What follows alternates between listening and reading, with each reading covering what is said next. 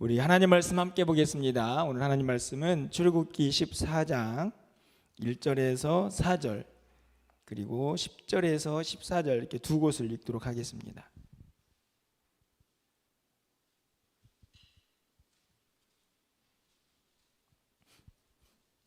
구약성경 102쪽에 있습니다. 출애굽기 14장 1절부터 4절 그리고 10절부터 14절까지 함께 읽고 14절은 같이 읽도록 하겠습니다.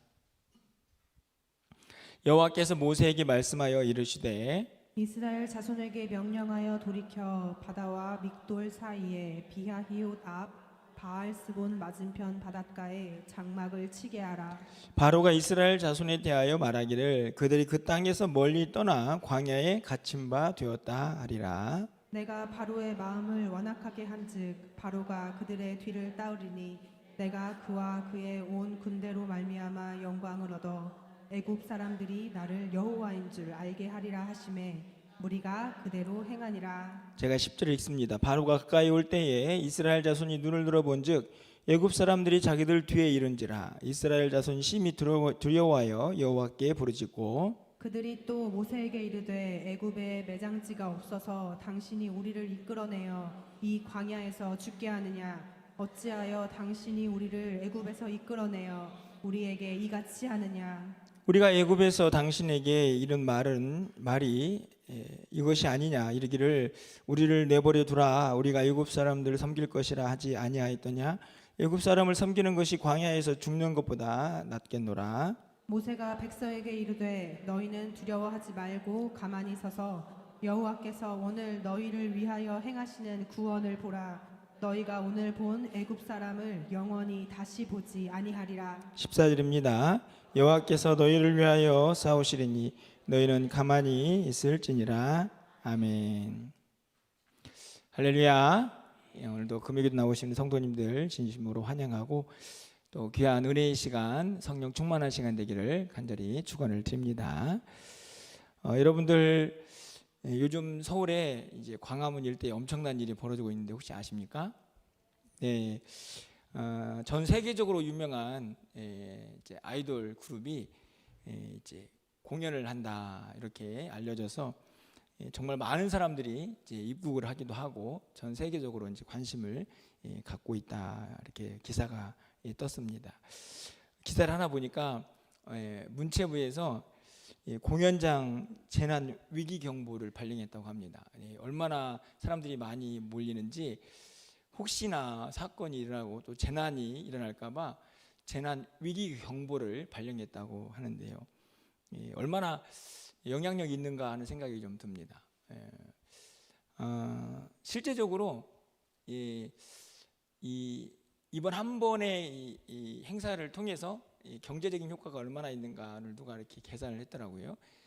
그런 계산을 어떻게 하는지 저는 잘 모르겠는데 1조 한 4천억 정도 이번 한 번 공연을 통해서 뭐 이런저런 경제적인 효과가 일어난다고 그렇게 기사를 보았습니다. 어떤 기사는 1년 동안 이 팀이 움직이면서 일어나는 경제 효과를 얼마 정도로 보냐면 약 6조 한 2천억, 뭐 거의 7조 가까이 그렇게 잡더라고요. 사실은 놀랍지도 않습니다. 감이 안 오기 때문에. 그렇지 않습니까? 아니 무슨 한 팀이 공연하는데 무슨 뭐 1조가 막 나오고 뭐 6조, 7조 사실은 정말 실감나지 않는 숫자인데 참 많은 사람들이 이 공연 하나에 들떠 있는 것을 이제 보게 되는데요. 제가 오늘 이 말씀을 드린 이유는 우리가 믿는 복음은 이보다 훨씬 능력이 있다 하는 생각을 우리 모두가 갖고 있습니다. 실제적으로 여러분 바울 사도가 복음을 전할 때마다 온 성이 소란스러웠고 소동이 일어났고 그 복음으로 그 가르침으로 사람들이 깨어났던 역사가 있습니다.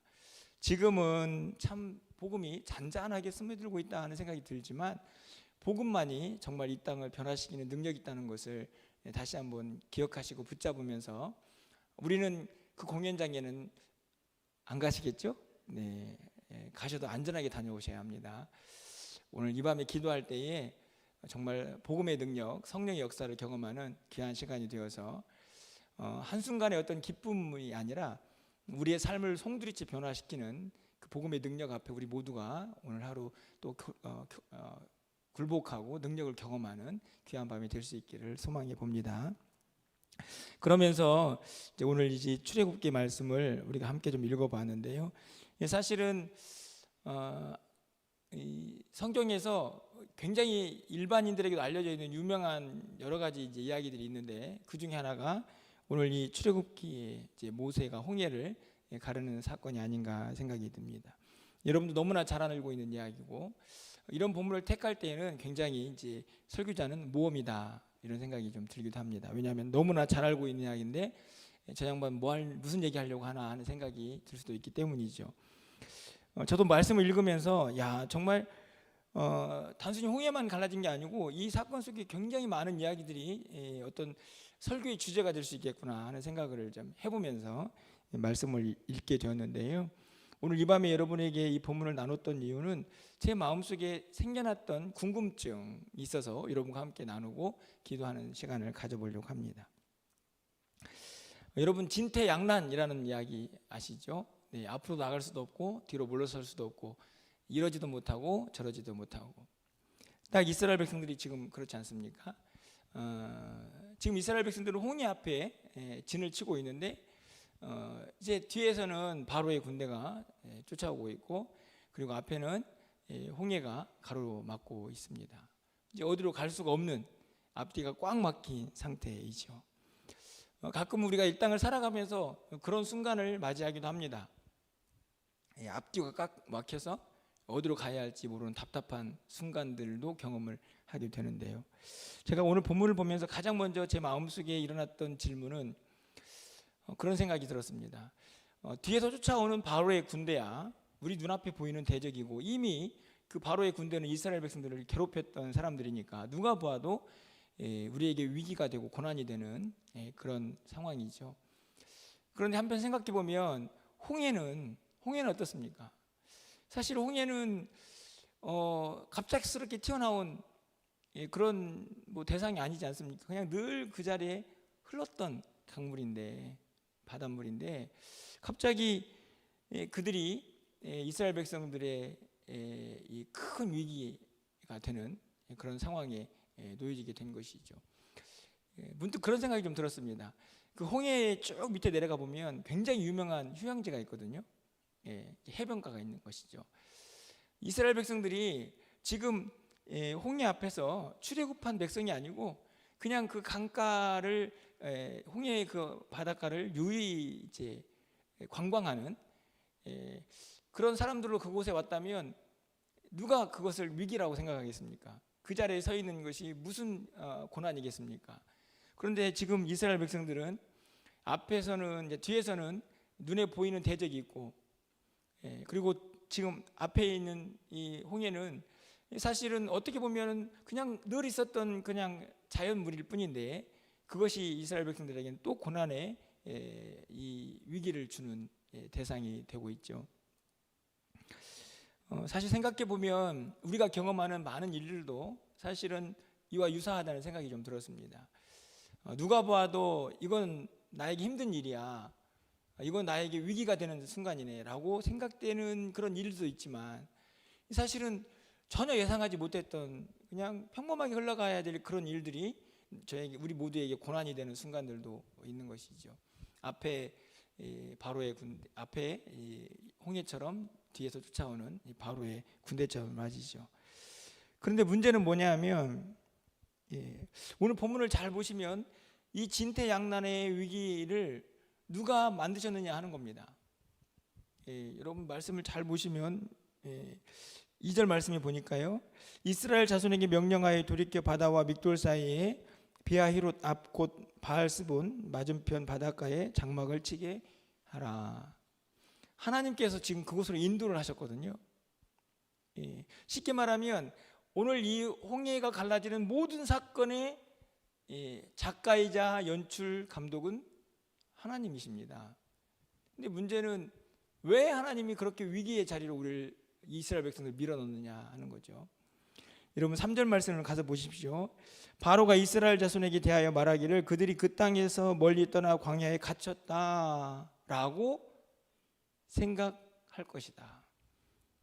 예. 여러분은 이 하나님을 어떻게 이해를 하십니까? 하나님께서 야 홍해 맞은편에다가 진을 쳐 그거 보고 있잖아. 애굽 사람들이 그렇게 말할 거야. 야 쟤들 갇혔네 이제. 우리가 쫓아가면 저 홍해에 갇혔으니까 다 죽일 수 있겠구나라고 생각하는 그 장소로 그 백성들을 누가 몰고 갔냐면 하나님이 몰고 갔다는 거죠. 쉽게 말하면 진퇴양난이라고 하는 이 위기의 순간을 누가 만드셨느냐 생각해 보니 하나님이시네요. 여러분은 이 하나님을 어떻게 생각하십니까? 4절 말씀을 보면요, 그렇게 하신 이유도 잘 설명을 하고 있습니다. 내가 바로의 마음을 완악하게 한즉 바로가 그들의 뒤를 따르리니 내가 그와 그의 온 군대로 말미암아 영광을 얻어 애굽 사람들이 나를 여호와인 줄 알게 하리라. 무리가 그대로 행하니라. 이렇게 되어 있죠. 왜 그렇게 앞뒤가 꽉 막힌 그곳으로 인도했는가도 하나님이 다 설명하셨습니다. 여러분에게 이 밤에 좀 질문을 드리고 싶은 것은 여러분이 당하고 있는 이런 어려움들, 왜 이렇게 꽉 막혔지? 왜 이렇게 길이 열리지 않는 거야? 라고 생각되는 그 자리에서 그 고난의 이유는 무엇일까? 그 고난을 주도하고 있는 분은 누구신가? 하는 생각을 오늘 본문에서 우리가 먼저 가져보게 되는 것이죠. 저는 그래서 우리 앞에 놓여져 있는 어디로 갈지 모르는 이 위기의 순간, 고난의 순간에도 우리가 정말 물어야 할 것은 하나님이 어떤 계획을 가지시고 어떤 뜻에서 이 고난을 나에게 주셨는지를 묻고 알 수 있어야 한다 하는 것입니다. 여러분은 어떠신가요? 아마 분명 여러분들도 모든 상황과 형편이 형통하지는 않으실 거라 생각이 듭니다. 우리는 크고 작은 문제 앞에 늘 놓여 있고 때로는 정말 이스라엘 백성들처럼 앞뒤로 어디로 갈 수도 없는 상황에 놓여질 수도 있습니다. 하지만 그때마다 우리가 기억해야 할 것은 하나님께서는 무슨 생각을 가지고 계시는지, 하나님은 이 고난을 통해서 뭘 원하시는지 우리가 묻고 알 수 있어야 한다 하는 것이죠. 이 사실을 모세는 하나님께 들어서 알고 있었는데 이스라엘 백성들은 어느 정도까지 이해를 했을까 생각이 듭니다. 그래서 저는 또 다른 궁금증으로 오늘 본문을 보게 되는데요, 바로 10절 말씀입니다. 바로가 가까이 올 때에 이스라엘 자손이 눈을 들어 본즉 애굽 사람들이 자기들 뒤에 이른지라 이스라엘 자손 심히 두려워하여 여호와께 부르짖습니다. 하나님께 부르짖었다. 뭐라고 부르짖었을까요? 여러분들은 뭐라고 부르짖었을 것 같습니까? 자, 답을 찾기가 어렵습니다. 왜냐하면 바로 이어지는 11절 때문이죠. 분명히 하나님께 부르짖었는데, 그런데 모세에게 하는 그들의 모습은 정말 하나님께 뭘 부르짖었는가라는 생각이 들 만큼 궁금증을 불러일으킵니다. 그들이 또 모세에게 이르되 애굽에 매장지가 없어서 당신이 우리를 이끌어내어 이 광야에서 죽게 하느냐? 어찌하여 당신이 우리를 애굽에서 이끌어내어 우리에게 이같이 하느냐? 절망이죠. 모세를 원망합니다. 자, 그런데 10절에서는 하나님께 부르짖었거든요. 11절에서는 모세에게 원망을 합니다. 12절도 마찬가지고요. 그냥 거기서 그냥 애굽 사람을 섬기게 만들지 왜 광야에까지 와가지고 우리를 죽이느냐라고 불평합니다. 저는 제 마음속에 드는 질문이 10절에 있는 부르짖음은 도대체 뭐냐? 분명히 하나님께 부르짖었는데 뭘 부르짖은 건가? 그것이 뭐길래 모세를 향한 그들의 원망과 불평은 전혀 하나님의 뜻을 묻기보다는 그냥 자신에게 주어진 그 절망스러운 상황을 한탄하고 있을 뿐이라는 사실이죠. 우리는 어떤가 좀 생각해 봅니다. 여러분, 오늘 우리 시간 지금 하나님께 부르짖고 있지 않습니까? 기도하지 않습니까? 우리 환경을 놓고, 우리 상황을 놓고, 그리고 돌아서 가지고는 우리 환경을 보면서 똑같이 이스라엘 백성들 같이 말하고 있는 것은 아닌가? 하나님, 이게 뭐예요? 분명히 부르짖었는데 그냥 놓여진 상황이 너무 한탄스러워서 절망을 말할 수밖에 없는 이스라엘 백성들의 모습이 도대체 뭘 기도했는가? 라는 질문을 던지게 하는 것이죠. 그런데 저에게 또 궁금증을 일으키는 구절이 있습니다. 이 이스라엘 백성들의 반응을 보고 모세가 이렇게 얘기합니다. 진짜 멋진 신앙의 고백이거든요. 13절 말씀을 보시면요, 모세가 백성에게 이르되 너희는 두려워하지 말고 가만히 서서 여호와께서 오늘 너희를 위하여 행하시는 구원을 보라. 너희가 오늘 본 애굽 사람을 영원히 다시 보지 아니하리라. 와, 야, 너희들 그렇게 원망하지 마라. 야, 하나님이 너희와 함께 하셔. 가만히 있어봐. 하나님이 다 하실 거야. 그리고 14절 말씀을 보십시오. 여호와께서 너희를 위하여 싸우시리니 너희는 가만히 있어. 야, 너무 멋진 고백 아닙니까? 막 불안하고 염려하고 막 난리 법석을 피고 있는 백성들을 향해서 하나님이 다 하셔. 가만히 있어. 하나님이 다 구원하실 거야. 이 얼마나 놀라운 믿음의 고백입니까? 그런데 15절 상반절은요, 또 저에게 질문을 일으킵니다. 여러분 15절 상반절에 뭐라고 말씀하시냐면 여호와께서 모세에게 이르시되 너는 어찌하여 내게 부르짖느냐. 여러분은 이 하나님의 말씀을 어떻게 이해하십니까? 여러분 13절과 14절은요 백성들의 반응 앞에서 얼마나 당당한 믿음의 고백입니까? 가만히 있어. 하나님이 다 이루실 거야. 그런데 그 모습을 보고 하나님께서 모세에게 하시는 말씀은 너는 왜 내게 부르짖느냐, 이렇게 말씀을 하십니다. 아니, 하나님께 모세가 부르짖는 게 당연하죠. 뭘 할 수 있습니까? 지금 앞뒤가 꽉 막혀 있는데 백성들은 원망하는데, 그럼 하나님께 부르짖는 게 지도자 모세가 마땅히 해야 될 일인데 하나님께서는 왜 내게 부르짖느냐라고 말씀을 하십니다. 저는 온통 오늘 말씀을 읽으면서 그냥 홍해가 갈라졌다는 사실은 너무나 잘 알고 있지만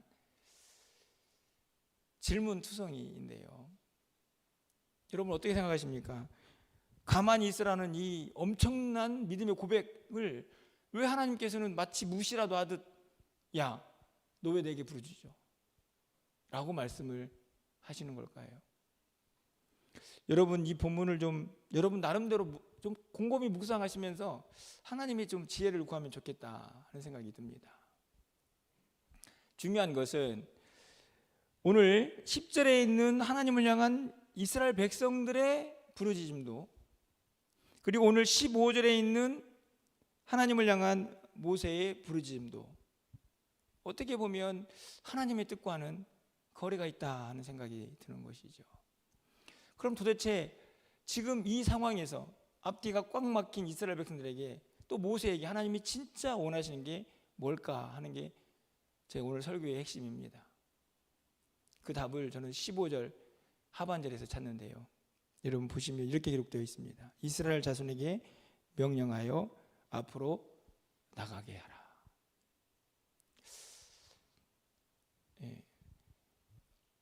제가 왜 이 말씀이 충격적으로 다가오냐면 아까 모세가 13절과 14절에서 뭘 얘기했습니까? 가만히 있어. 하나님의 구원을 보라. 그런데 하나님께서는 너 왜 내게 부르짖어? 너 이스라엘 백성들을 데리고 어디로 가라고요? 앞으로 나가. 그 앞에는 뭐가 있는데요? 앞에 홍해가 있는데 모세는 지금 가만히 있어, 우리 가만히 있어 보자, 하나님이 다 하실 거야, 그렇게 말하고 있는데 하나님은 백성들 데리고 앞으로 나가, 이렇게 말씀을 하십니다. 가만히 있지 말라는 얘기잖아요.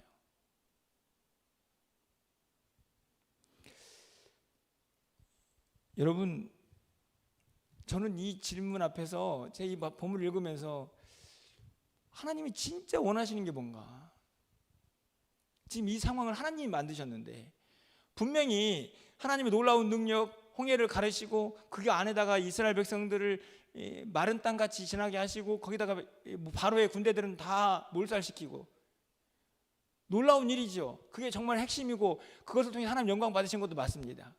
근데 그게 전부인가? 이 홍해가 갈라지는 이 사건의 전부는 그것인가 하는 질문 앞에서 오늘 이 대화들을 딱 보니 저는 진짜 하나님께서 원하시는 것은 전진이라는 생각이 들었던 겁니다. 이게 무슨 말씀이냐면, 여러분 한번 생각해 보십시오. 이스라엘 백성들은 지금 어디를 향해 가고 있습니까? 이스라엘 백성들은 홍해를 건너면 그들이 갈 길이 끝납니까? 아니지요. 그들은 어디를 향해 가죠? 약속의 땅, 가나안을 향해 갑니다. 실제적으로 그들은요, 사실은 어떻게 보면 뒤에서 오는 바로의 군대를 하나님 다 멸망을 시키지만 그건 아무런 소용이 없어요. 지금 이스라엘 백성들한테는. 왜냐하면 그들은 지금 그 백성들이 뭐 죽든 살든 그들은 가야 할 곳이 정해져 있거든요. 하나님께서는 지금 이스라엘 백성들을 향해서 뭔가를 말씀하시는데 정말 궁극적으로 하시는 건 뭐냐면 네 앞에 지금 뭐 홍해가 있고 뒤에서 바로의 군대가 있고 그거 다 떠나서 네가 가야 할 곳, 너희들이 가야 할 곳, 거기를 향해 가는 길은 멈추지 마라 하는 메시지가 있는 거죠. 그것이 뭐든지 간에 멈추지 않고 계속 가야 합니다. 계속. 그게 홍해든 뭐 아니면 더 큰 장애물이든 이스라엘 백성들은 분명한 목적지가 있기 때문에 거기를 가는 그 목적지에 도달할 때까지는 멈춰서는 안 되는 게 그들의 사명인 거죠. 결국 하나님께서 다 그 땅을 마른 땅같이 바꾸셨습니다. 21절 말씀인데요. 그런데 홍해를 건넌 백성들이 이런 고백을 하죠. 여러분 출애굽기 15장에 있는 말씀을 보면 이스라엘 백성들이 홍해를 건너가지고 이렇게 하나님 앞에 감사 기도를 합니다. 13절 말씀을 보면 주의 인자하심으로 주께서 구속하신 백성을 인도하시되 주의 힘으로 그들을 주의 거룩한 처소에 들어가게 하신다. 거룩한 처소가 어디일까요? 가나안 땅입니다. 15절 말씀을 보면 에돔 두령들이 놀라고 모압 영웅이 떨림에 잡히며 가나안 주민이 다 낙담합니다. 가나안 주민이죠. 장차 가야 할 곳입니다. 17절 상반절 말씀 보면 주께서 백성을 인도하사 그들을 주의 기업의 산에 심으시리라. 거기가 가나안 땅입니다. 백성들이 그 가나안 땅을 향한 노래를 하고 있는 거죠. 제가 오늘 여러분에게 드리고 싶은 말씀은 바로 여기에 있습니다. 여러분 보십시오. 우리의 삶에도 지금 홍해 같은 장애물이 놓여질 수 있습니다. 그렇지 않습니까? 답답하고 저기는 도저히 넘어갈 수가 없어. 그럴 때 우리는 이 모세의 고백만도 너무너무나 위대합니다. 가만히 있으면 하나님께서 다 해주실 거니까 하나님만 의지하면 돼. 너무 맞죠? 그런데 하나님이 진짜 원하시는 것은 네 앞에 놓여있는 홍해는 아무것도 아니고 나는 네가 저 멀리 있는 그 가나안 땅을 향해서 멈추지 않고 계속 가기를 바란다. 여러분 이 말씀은요 우리 신앙생활에 그대로 적용이 되지 않습니까? 우리 앞에 크고 작은 문제들이 있을 수 있습니다. 이런저런 문제들, 내 힘으로 안 되는 문제들. 그런데 하나님 진짜 원하시는 것은 우리가 정말 가야 할 곳은 어디인가요? 그 문제를 해결하면 되는 겁니까? 가나안 홍해를 건너면 됩니까? 아니죠. 그게 끝이 아니지 않습니까? 홍해를 건넌다고 해서 그게 끝이 아니고 그 다음에 또 가야 할 길이 있습니다. 우리가 가야 할 궁극적인 목표는 바로 천상 하나님 나라. 거기까지 가는 동안에는 수많은 홍해를 만날 수도 있지만 중요한 것은 그것을 두려워하지 않고 계속 멈추지 않고 전진하는 거죠. 앞으로 나가. 가만히 있어서 하나님의 능력을 입는 것 너무나 중요하지만 그럼에도 불구하고 우리가 해야 할 것은 그 장애물이 우리를 멈추어 세워서는 안 된다는 말씀입니다. 계속 가야죠. 계속 저 천성을 향해서 멈추지 말고. 여러분 간절히 바라기는 오늘 이 홍해를 가르고 그곳을 건너게 하신 하나님은 위대하신 하나님이 맞습니다. 그리고 우리의 삶에도 홍해가 갈라지는 놀라운 역사, 그래서 그 마른 땅을 건너는 역사가 우리에게 있기도 소망합니다. 그런데 여러분 그게 전부가 아니니 그런 경험들을 우리가 계속 반복한다고 할지라도 절대 잊지 말아야 할 것은 우리가 궁극적으로 가야 할 것은 홍해를 건너는 것이 아니고 그 나라에 들어가는 것이라는 것을 잊어서는 안 된다는 말씀입니다. 계속 전진하셔야 합니다. 물론 그 안에서 하나님을 의지하는 모세의 고백처럼 가만히 있어서 하나님의 능력이 우리 가운데 어떻게 역사하는지를 볼 수 있는 믿음도 필요하죠. 하지만 그럼에도 불구하고 우리는 나아가야 합니다. 하나님께서 모세에게 말씀하신 것처럼 너 왜 내게 부르짖어? 너는 지금 나가야지.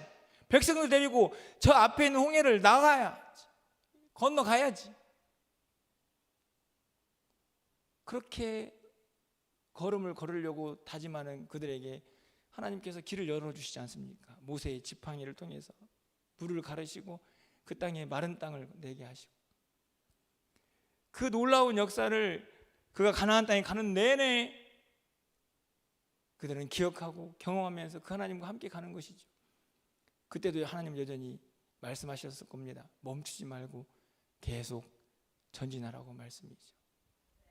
여러분, 오늘 말씀이 어떻게 보면은 뭔가 좀 부족함이 있는 것처럼 보여질 수 있는 말씀입니다. 제가 다 묵상을 해서 여러분에게 다 전할 수 없는 한계가 있으니까요.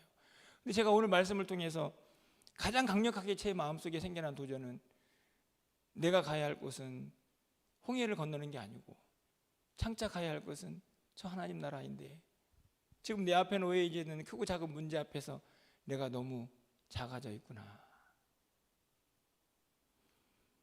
목회를 하든, 여러분 신앙생활에서 교회를 섬기고 가정생활을 하든, 여러분 그게 끝이 아니고요. 우리는 이 모든 과정을 통해서 결국에는 마침내 그 나라에 가는 것입니다. 그 나라에 갈 때까지는 멈출 수 없는 것이 우리의 모습이고요. 멈춰서는 안 되는 것이 우리의 모습입니다. 그래서 하나님께서 가만히 있어서 하나님 능력 보자고 하는 모세에게 바로 이어서 15절에서 너 왜 내게 부르짖어? 너 백성 데리고 앞으로 전진해! 라고 말씀을 하고 있는 것이 아니겠습니까? 저 홍해 건넜다고 너희들이 다 끝나는 게 아니고, 너희들 앞으로 가야 할 그 나라가 여전히 놓여져 있으니 멈추지 말고 계속 달려가라고 말씀이죠. 우리 모두에게 그 믿음이 있기를 소망합니다. 여러분 앞에 지금 크고 작은 문제들이 있습니까? 그 문제가 해결됐다고 해서 우리가 장차 가야 할 그 나라 도달한 건 아닙니다, 여러분. 그냥 잠시 그 문제가 해결될 뿐이죠. 그러니 우리의 시선은 저 멀리 그 하나님 나라를 늘 바라보면서 그 시선으로 지금 눈앞에 있는 홍해를 바라봐야 한다는 것입니다. 두려워할 필요도 없습니다. 여러분, 하나님께서 이스라엘 백성들을 꺼내셨지 않습니까? 출애굽시켰죠. 하나님께서 가나안 땅으로 인도하시죠. 홍해가 무슨 문제입니까? 하나님이 다 지금 꺼내셔가지고 인도하고 계시는데, 그 믿음만 있다면 지금 내 앞에 있는 크고 작은 홍해가 무슨 문제가 되겠습니까? 사실은 저에게 하는 이야기입니다. 저에게 목회를 하다 보니 막 이런저런 문제들 생기고 이런저런 해야 할 일들이 생겨나는데, 네가 하는 일이냐? 네가 할 일이 뭔데? 너도 천국 가야지. 여러분 모두도 마찬가지 아닙니까? 여러분 간절히 바라기는 여러분 앞에 참 많은 문제 있는 걸 너무나 잘 알고 있고, 저도 마찬가지지만 그 앞에 너무 작아지지 않기를 소망합니다. 결국 우리가 가야 할 그 나라는 영원한 하나님 나라이니 지금 앞에 있는 문제들은 하나님께서 다 건너가게 하실 겁니다. 마른 땅 되어서 지나가게 하실 줄 믿습니다. 그 하나님과 함께 멈추지 않고 전진하시면 그 나라에 넉넉히 들어가실 줄 믿습니다. 여러분 앞에 놓여져 있는 홍해를 그 믿음 가지고 건너가시기를 주님의 이름으로 축원합니다.